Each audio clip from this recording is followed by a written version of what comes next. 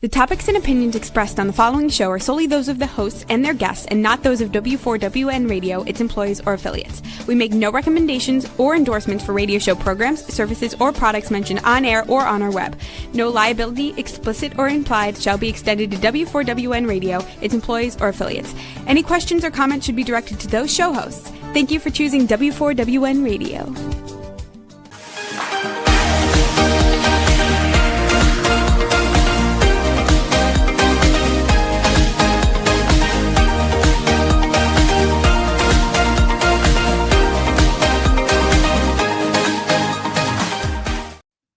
Hello and welcome to Fearless, Fabulous You. I am your host, Melanie Young, and you are listening on the Women for Women Network.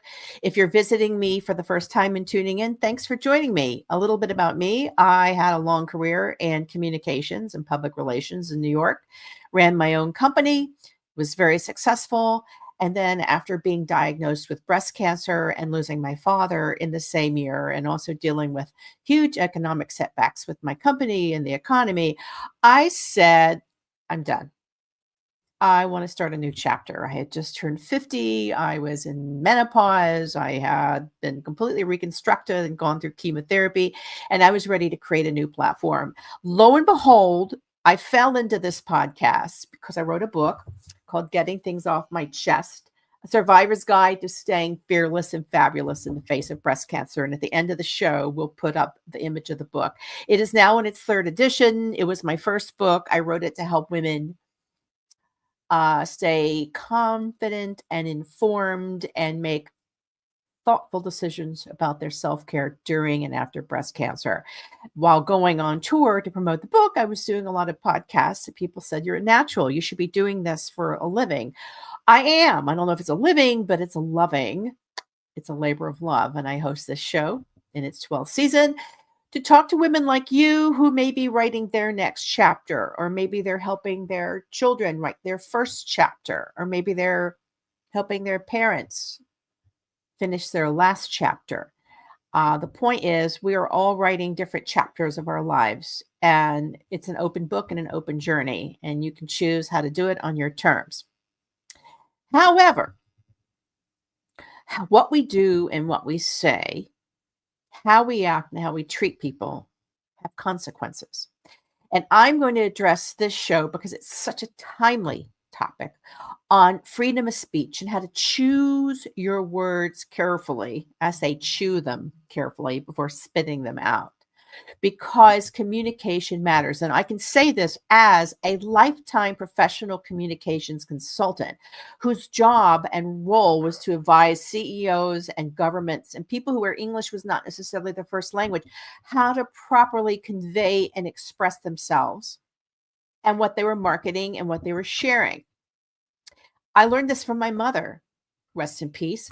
She was a communications professor who taught public speaking for over 35 years at the University of Tennessee in Chattanooga. And she taught me how important language is as a communication and as a connection, and how powerful language is to inspire, educate, but also incite in a good way and incite in a bad way. I'm going to start the rest of the show like this. We've been talking about hearing about freedom of speech for quite some time. And of course, this show is being broadcast in the end of September 2025, when we just had two instances where two very well-known late night comic hosts, comedians, had lost their shows because of what they're saying. One was Stephen Colbert. His show was canceled. Of course, supposedly Stephen Colbert's show, which has won an Emmy in 2025, yet another one, and I love, supposedly it was an economic decision, but how does the best, one of the top watched shows on a network, in this case CBS, that won Emmys and has legions of fans, is that an economic problem?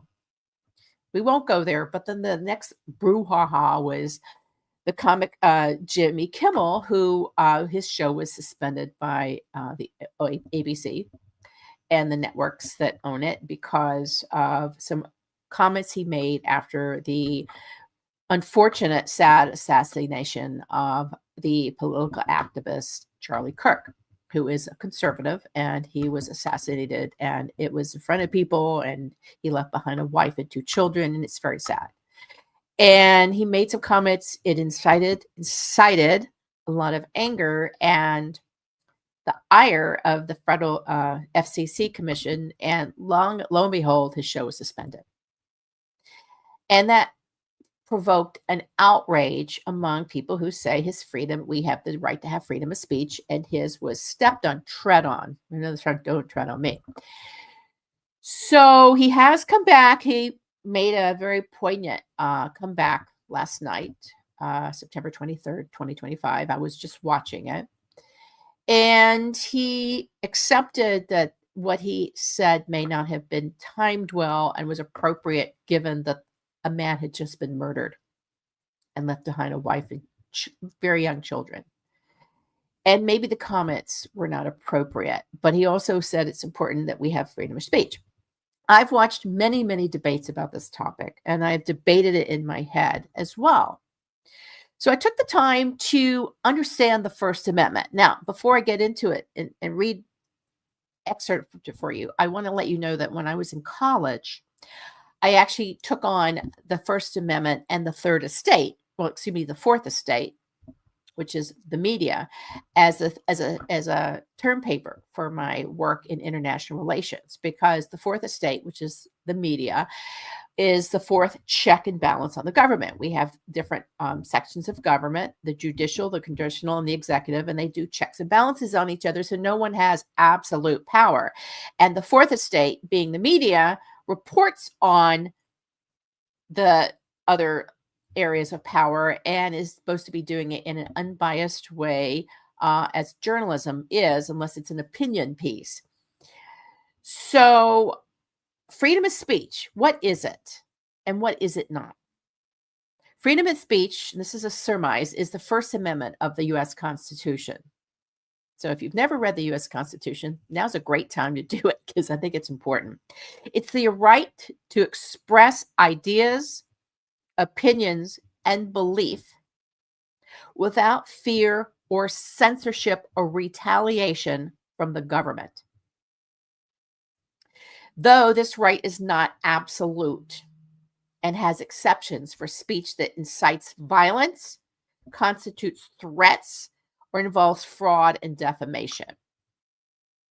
So you've heard about people suing for libel and defamation. Well, so while protected by the United States, the First Amendment also applies to symbolic speech and expressive conduct, but it does not necessarily apply to private entities like social media platforms.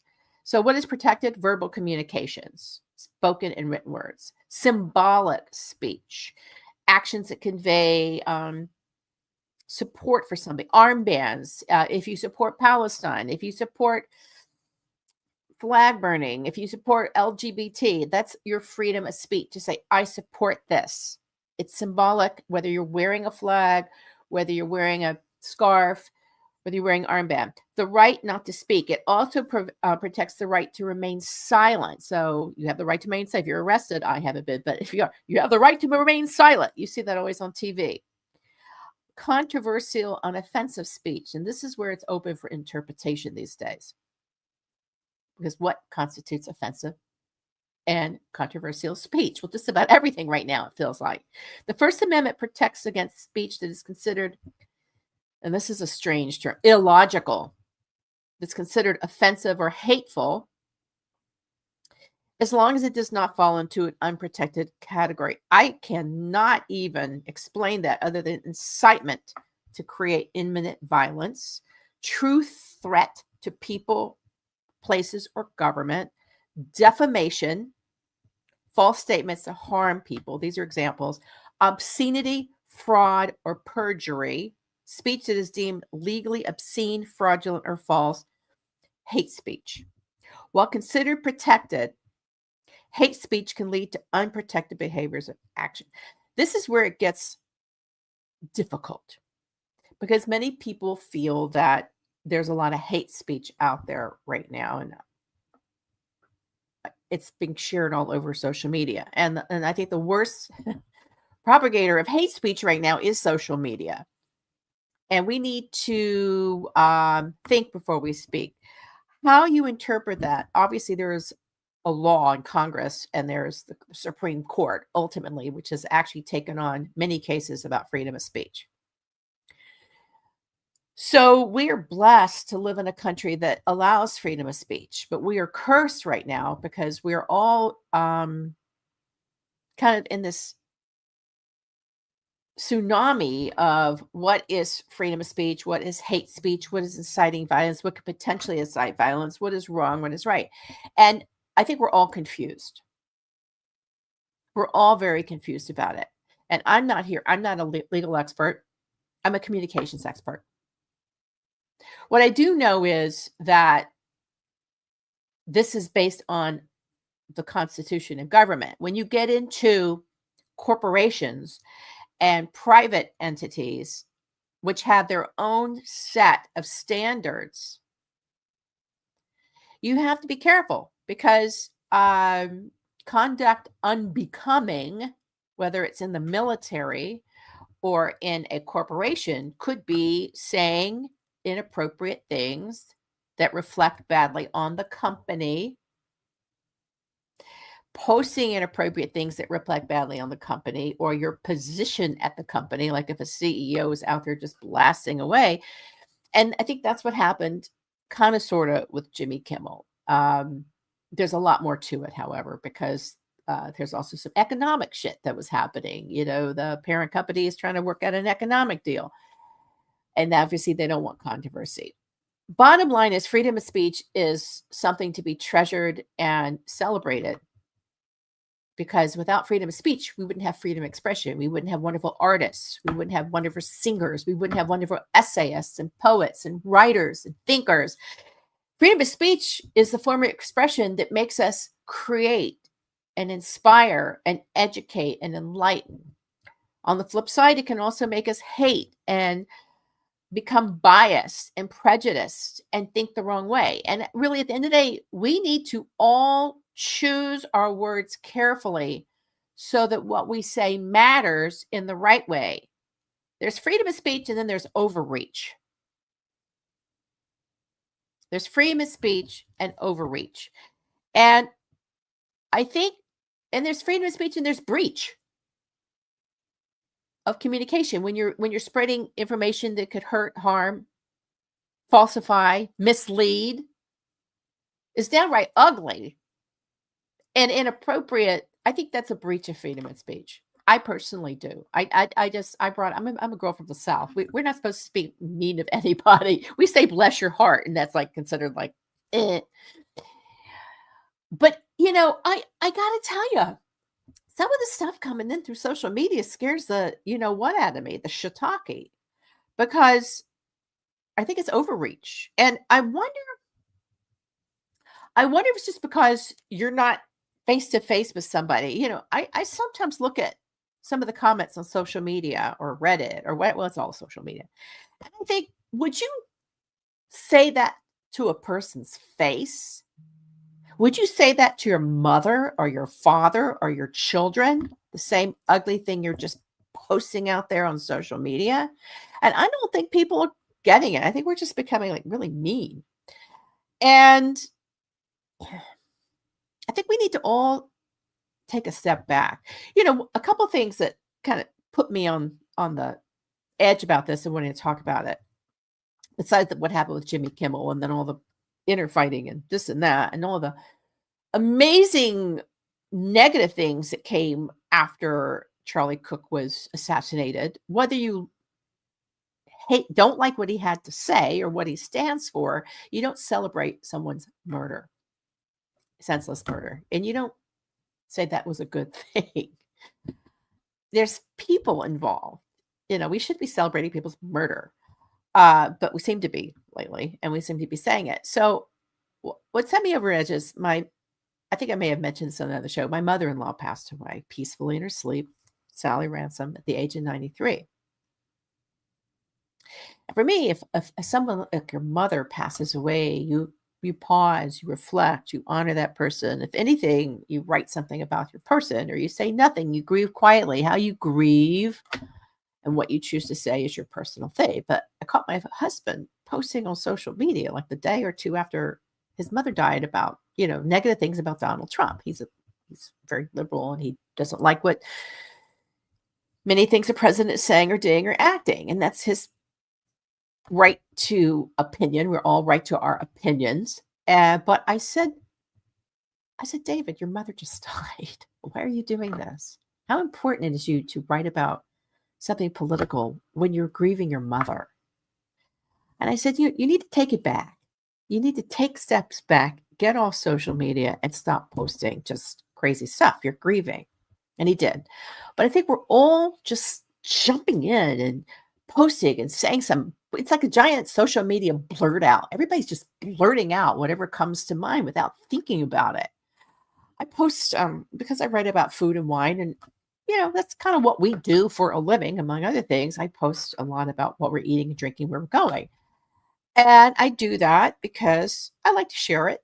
Hopefully it'll excite people. And one of my friends said, "You sure do go out and spend a lot of money. How do you do it?"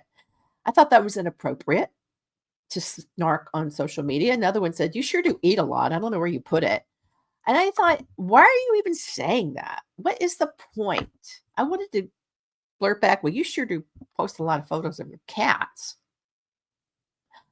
But I didn't. I just simply said, I do it because I enjoy it, and I hope other people do too. I keep it positive. But, we're becoming snarky. We're becoming snarky in a way that is not nice. It's lack of manners. It's not nice, and it's hurtful. And we all need to pull it back. And this is not about politics here. I'm not going to even get into what I feel is appropriate or inappropriate about what our president of the United States is doing, because I'm not going to get there in it here. I was told never to talk about politics in public. Keep it up and up. I'm here to talk about how you, my listeners and followers, can be better communicators and better managers of communication, whether it's what you say publicly or privately, and how your kids are doing it. Because I worry a lot, not about you and what people think of you, because if you're my age, I'm 65, come bring it on. Tell me what you think about me. I've lived a great life. I'm tough. I got thick skin. One of the things, when you get older, your skin gets thicker. So is your head. So is your body. But I worry about what the kids are thinking, particularly the ones who are at the most vulnerable age when they're on social media way too much. And I think, are you posting stuff that your kids may be seeing if they're following you? Most kids don't follow their parents, but are you posting stuff that people out there are seeing and thinking it's okay to say that because so-and-so said it? Actions matter and words matter. And you can't really retract either. You can apologize, but it's out there. It's out there in the sphere, and it's really hard to take it down. So if you don't want something you say or do living in the World Wide Web forever, don't say it or do it. Maybe you need to edit yourself. That said, we all have freedom of speech, and my goodness, women fought hard for that. We were silenced for way too long, and I still get annoyed when someone hushes me up. Not many people do it, but I caught my husband doing it once. He shushed me, and I was like, hey, don't go there. If you're in a meeting and somebody ignores what you're saying or shushes you, we've all been there. We've all been shushed. We've all been waved aside. You need to speak up and say, hey, what's going on here? I have something to say. Let me say it. So you also need to speak up and out for your right to be vocal so that your voice is not silenced. I got to be honest with you. I started this show and I started my podcast life after being silenced. I literally was told as the owner of my own public relations agency in New York whose role was to teach people how to be better communicators so they could effectively communicate their goods and services to the media. I can't believe how many times I was shushed, pushed out of the photo, told public relations people should be seen but not heard. I disagree with that.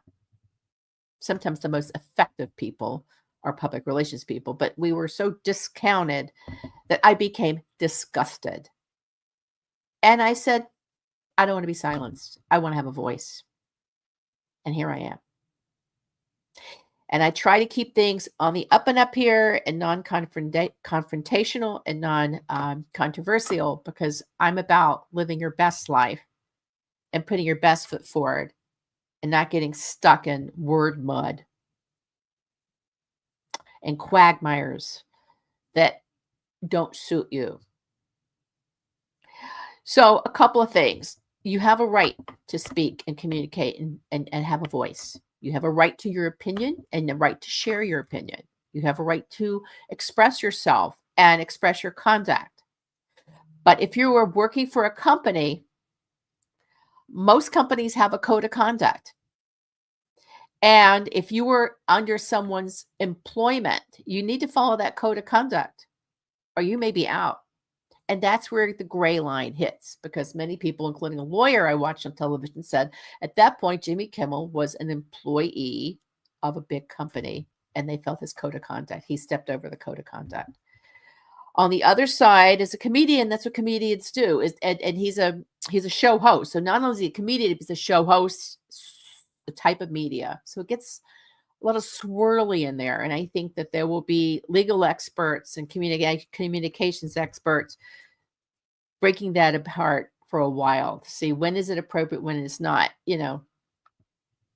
when is it a code of conduct for a company and was freedom of speech because you are a member of the entertainment world or you're a member of the press. We're seeing this on and on again. I mean, other people are getting fired too for speaking out. So it's going to getting a little scared because that's called censorship. Censorship is when you cannot speak out.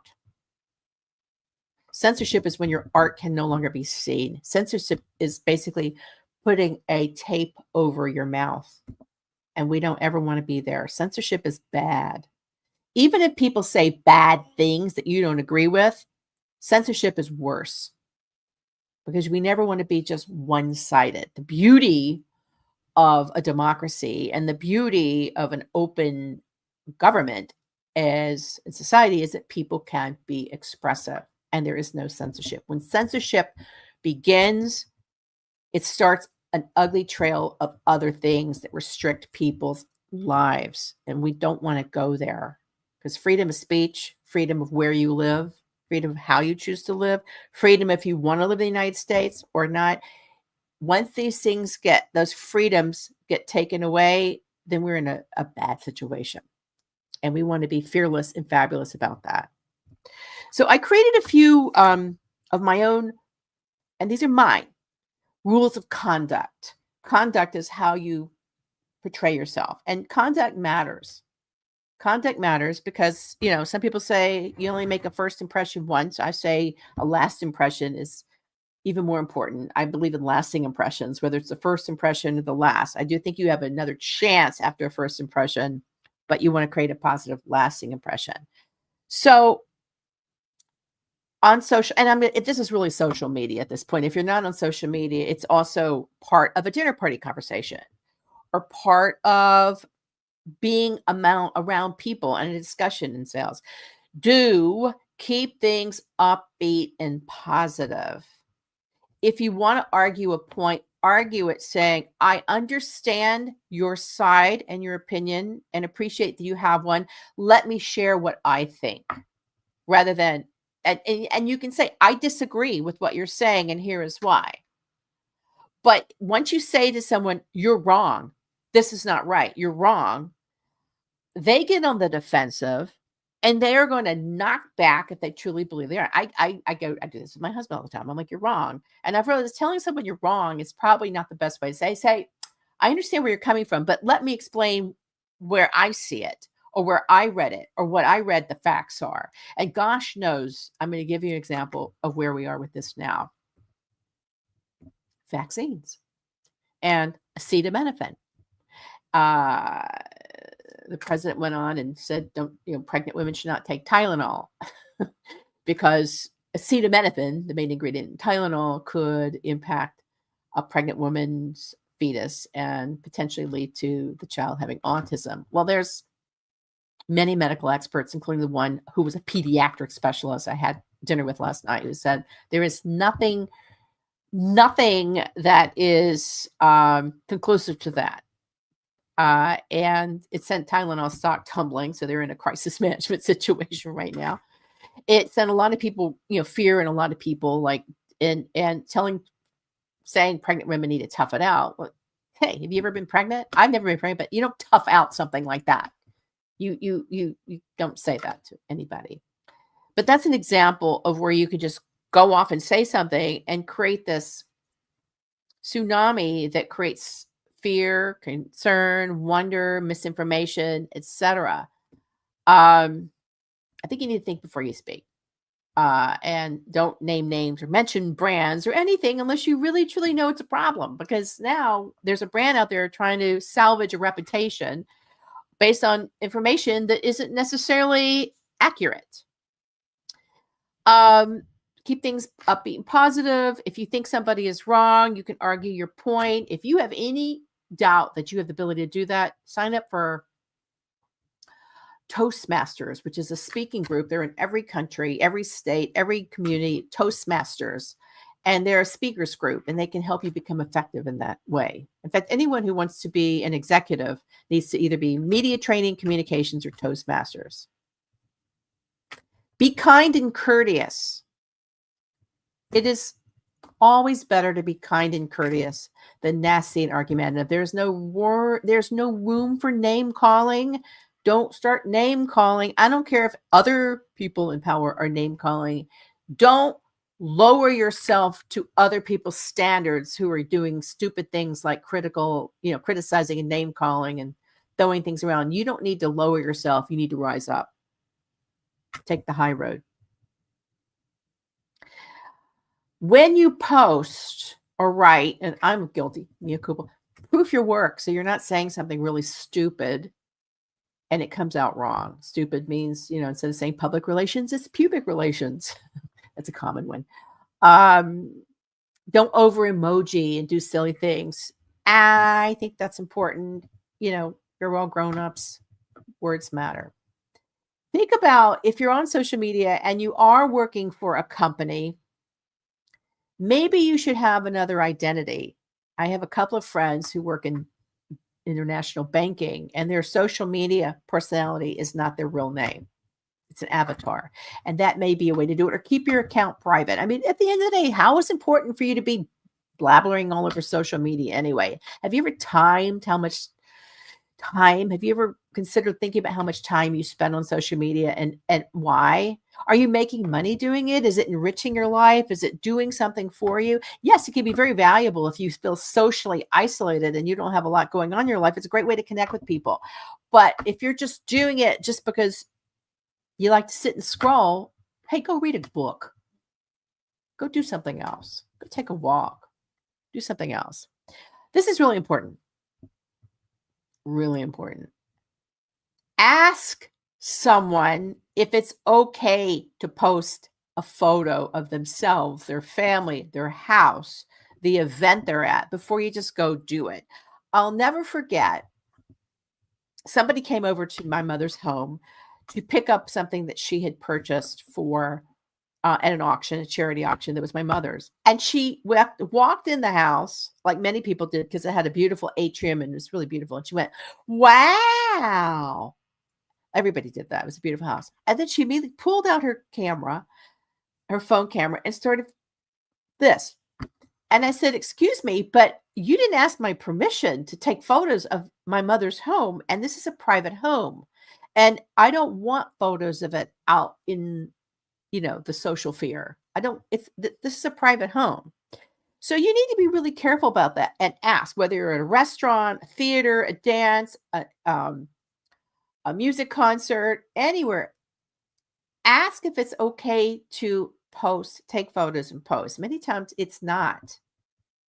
It's common courtesy, but also you may be stepping on somebody's rights and privacy. Those are some of my do's.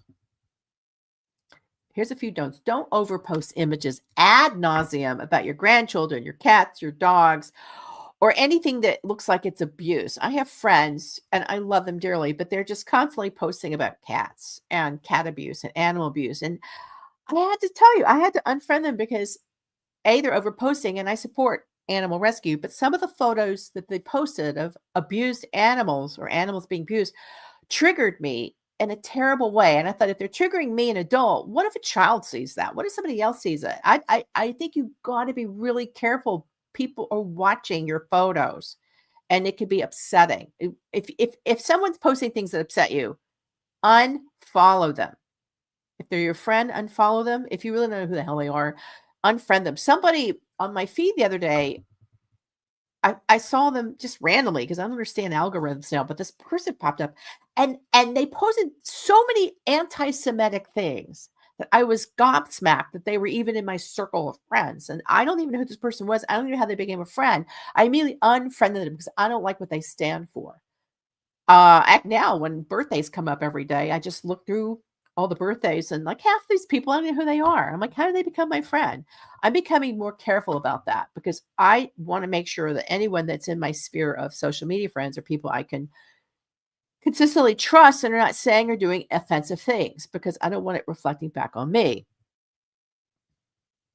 I also don't think it's appropriate personally, and this is my personal freedom of speech, to post photos of yourself in the hospital, yourself having surgery, yourself, or more importantly, a friend or a loved one bandaged up, with tubes.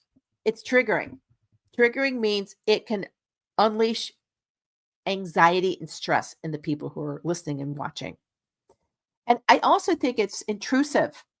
I don't know. If I was unconscious and had been in an accident, and someone is photographing me and saying, please pray for Melanie. Well, I'm grateful that people want to pray for me. I don't want to be seen lanced and bagged. I don't want it.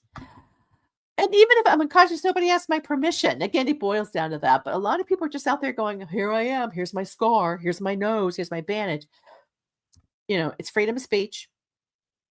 I personally think it's too much, but I won't do it myself. I will never criticize someone if they want to post their surgery scars or their chemotherapy. And I have a lot of friends, and I pray with them, who are chemo, and they show photos and they're brave. And I'm all for that.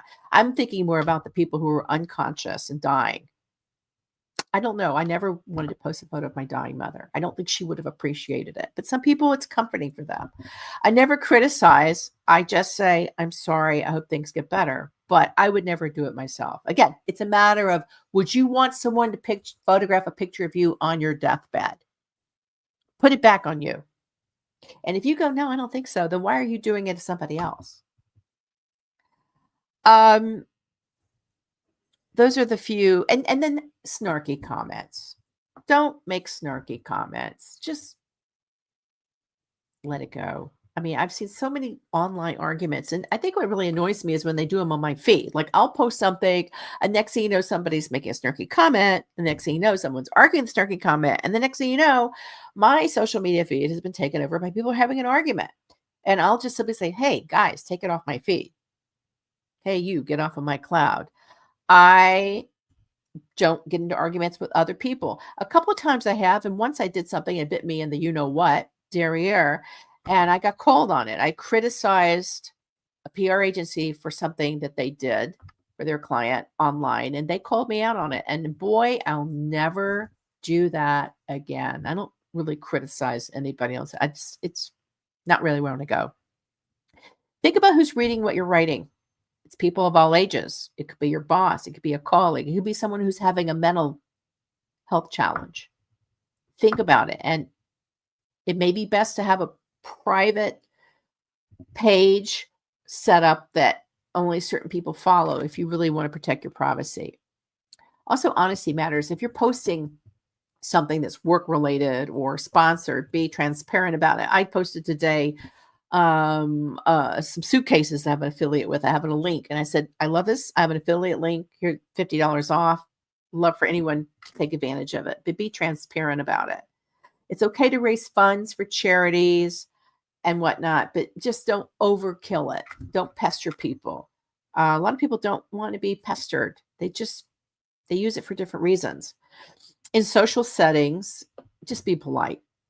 Don't try to get in arguments. The worst is when people get in arguments over dinner. People always over the holidays talk about how to avoid arguments with your family at dinner.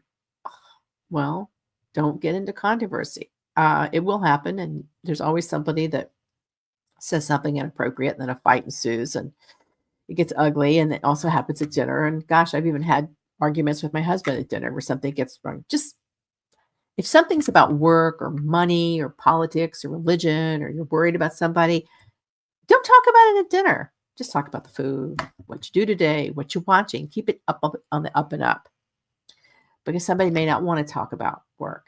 At the same time, don't muzzle yourself. Keep the conversation open. So freedom of speech is the freedom to express. Censorship is muzzling people, but there's also that not gray area, but that area in between where is it appropriate to say something or not? And what you deem appropriate is a personal opinion as well. For me, and what I just read with the Constitution, if it's inciting harm or defames people or is an outlawed law or is fraudulent or is going to incite hate, violence, or harm, mislead people, that's not so cool. That's not so cool. And yet we're seeing a lot of that out here now. We're seeing a lot of it. And I don't have words to express how I feel about some of the stuff I see going on and being said and how crazy it is. I just sometimes want to get earphones and plug.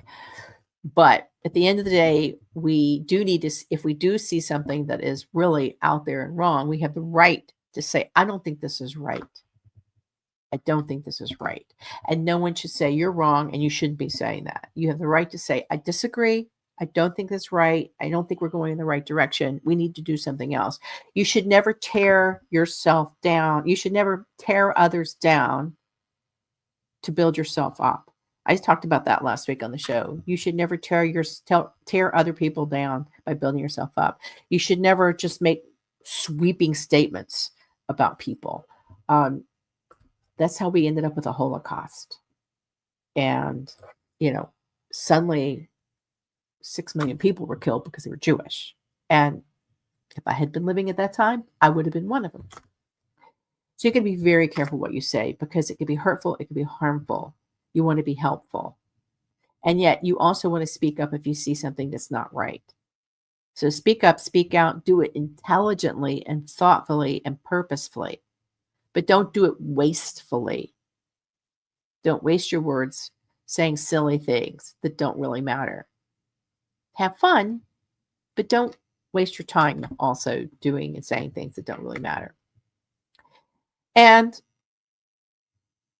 finally, to kind of wrap this up, learn to say, we often don't, it's so crazy. Sometimes so many people are so busy posting on social media, talking about this and that and mishmash and whatever, but they never really talk to the people who matter most in their lives.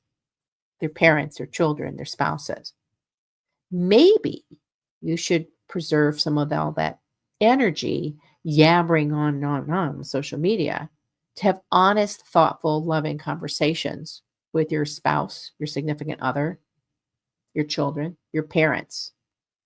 If I did one thing, if I could do one thing over again, I would have spent more time talking with my mother and not arguing with my mother. In her last months, we did a lot of arguing and not enough talking. She didn't want to listen, which is one reason, and I was angry, which is another. But I learned from that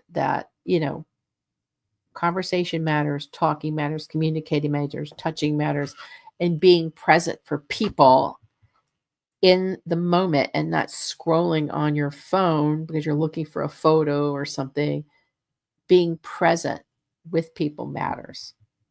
And I think at the end of the day, the most important communication And freedom of speech and freedom of expression is expressing yourself and saying, I am here. I am present for you. I am in the present. I care. I am listening.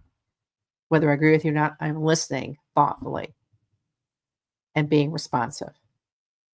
So I hope this is, conversation for thought.